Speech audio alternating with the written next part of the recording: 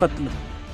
असल में तो इस पूरी कहानी में मुआविया अपने बाप से लड़ी गई जंगों का बदला लेना चाहता था, जैसे जंगे बदर, उहुद और खंदक, जो उसने इस्लाम के खिलाफ लड़ी।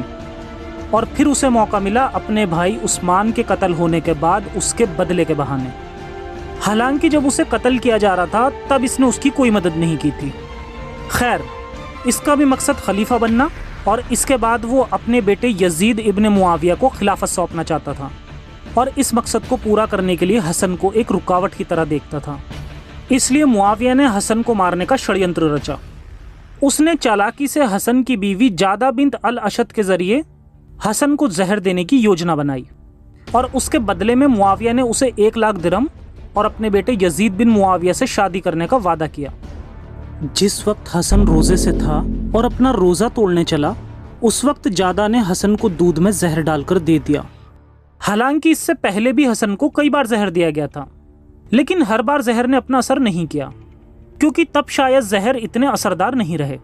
लेकिन आखिरी मौके पर जहर ने अपना काम कर दिया, जिसके बाद वो 3 दिनों से ज्यादा जिंदा नहीं रहा।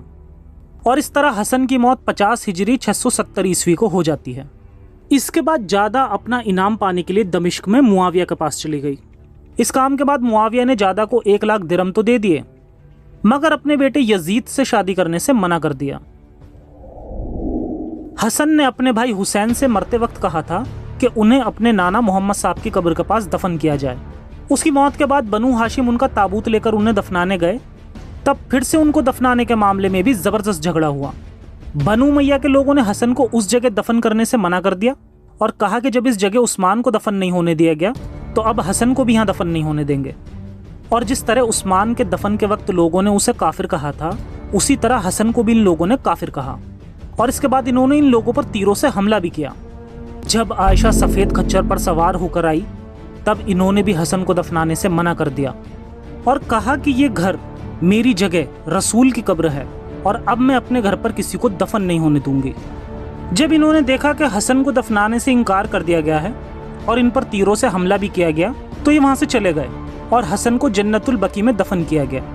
और उस वक्त हसन के ताबूत में से 70 तीर निकाले गए।